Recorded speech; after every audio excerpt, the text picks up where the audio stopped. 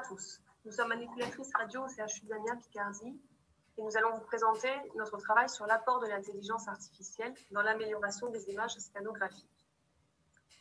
D'abord, une introduction pour rappeler les évolutions technologiques du scanner, une présentation du scanner Révolution CT de General Electric, un rappel sur les différentes reconstructions. On vous présente ensuite l'étude réalisée avec les deux méthodes utilisées, ainsi que les résultats, et une conclusion pour terminer. En introduction, l'imagerie en rétroprojection filtrée pendant des années la base des reconstructions d'images en scanner, jusqu'à l'arrivée, en 2008, des reconstructions itératives, qui ont permis de conserver une bonne qualité image en diminuant la dose d'irradiation. Depuis décembre 2018, un nouveau type de reconstruction basé sur l'intelligence artificielle permet d'améliorer encore la qualité des images sans compromis sur le temps de reconstruction. Depuis octobre 2019, le CHU d'Amiens a fait l'acquisition d'un scanner, Révolution CT de General Electric. Ce scanner possède 256 rangées de détecteurs, soit 160 mm de couverture. La haute résolution, une vitesse de rotation minimale de 0,28 secondes, les bas kilovolts disponibles, 70 kV pic, un anneau de 80 cm de diamètre. Il possède l'imagerie spectrale, la reconstruction itérative de deuxième génération, ASIR-V, et le Deep Learning Image Reconstruction, l'intelligence artificielle.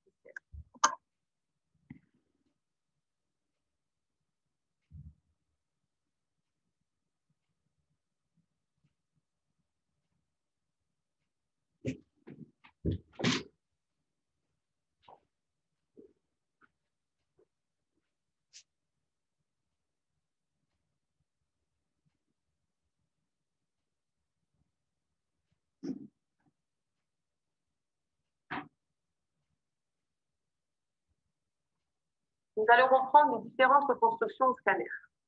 Tout d'abord, la SBP, la rétroprojection filtrée, où l'inconvénient est une grande sensibilité au bruit et qui a besoin de beaucoup de doses pour avoir une image diagnostique. Ensuite arrivent les reconstructions itératives de première génération, ASIR de General Electric. Après plusieurs itérations, on obtient une diminution du bruit suivant un modèle statistique. C'est un bon compromis entre dose et qualité image. Arrivent ensuite les reconstructions itératives de deuxième génération, ASIR-V, qui, à partir de données brutes, réalise une diminution importante du bruit. On obtient ainsi un modèle plus réaliste. ASIR-V permet d'améliorer les bas contrastes et de réduire les artefacts. Nous obtenons donc une très bonne qualité image et une dose moindre.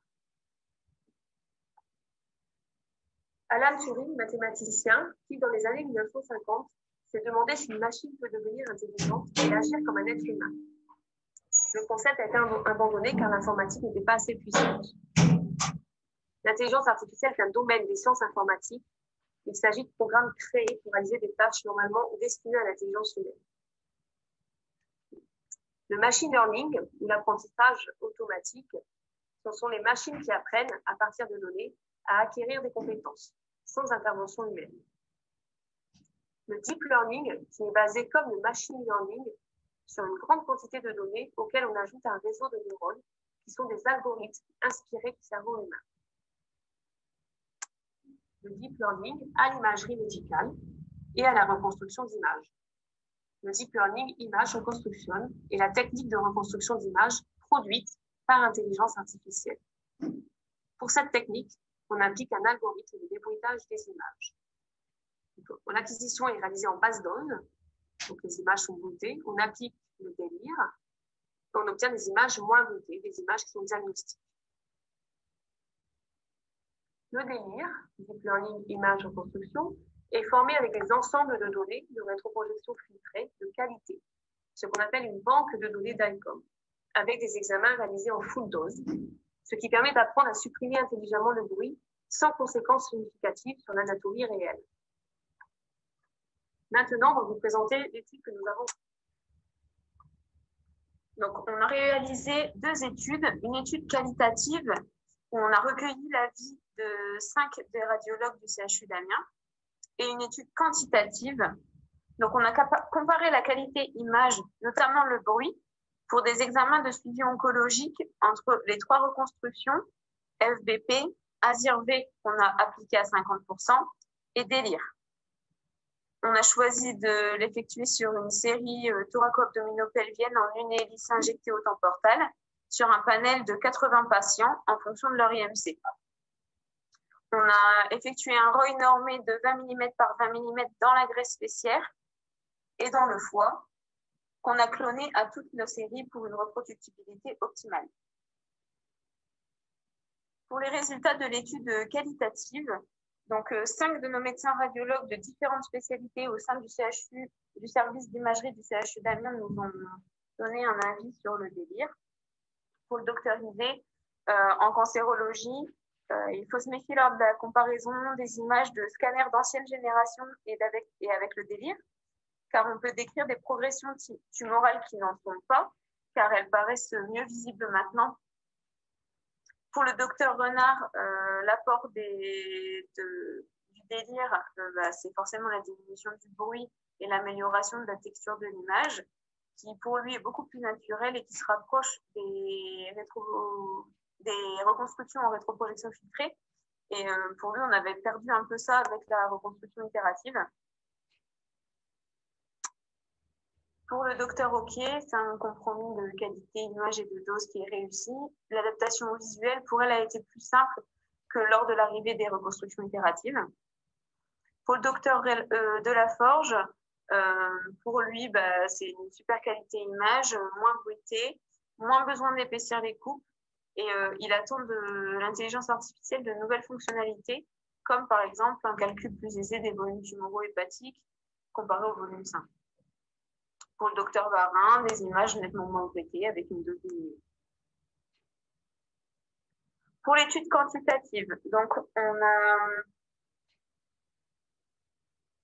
les résultats obtenus dans les ROI pour chaque patient et chaque série. On les a mis dans un tableau. À chaque reconstruction, on a rentré les valeurs, on a fait une moyenne par série et on a comparé les moyennes, on les a exprimées en pourcentage pour que ce soit plus représentatif. Ici, pour les patients qui ont un IMC inférieur à 25, donc on avait un panel de 25 patients, on observe qu'à chaque évolution technique, on diminue le bruit de plus en plus. Entre la FBP et la ZIR, on diminue d'environ 30%. Entre la ZIR-V et le délire, on diminue d'environ 45%. Et entre la FBP et le délire, on a une diminution d'environ 60% du bruit dans l'image. Donc ici, on a un patient avec un IMC à 25. Donc on voit ici la reconstruction FBP à ZIR-V à 50 et délire. Donc centré sur le foie pour que vous puissiez observer à l'œil nu l'amélioration de la qualité d'image. Donc, pour les patients ayant un IMC compris entre 25 et 30, on a un panel de 30 patients. On a exactement fait le même procédé que pour les IMC inférieurs. On observe une diminution d'environ 65% entre la FBP et le délire. Donc, la diminution du bruit, 65%. Donc, ici, pour un patient à un IMC de 26, donc de nouveau, FBP, ASIR à 50% et délire. Pour les patients ayant un IMC supérieur à 30, on a un panel de 25 patients. Donc, de la même manière que pour les IMC plus faibles, on observe une diminution du bruit d'environ 65% entre la FBP et le délire. Ici, un patient a un IMC à 36, toujours FBP, ASIR-V à 50% et délire.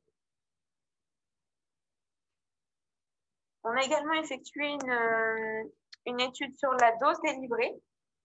Donc, on s'est basé au niveau de référence diagnostique de l'acquisition thoraco-abdominopelvienne, où la DLP est de 750 mg/cm et la CTDI de 11 mg.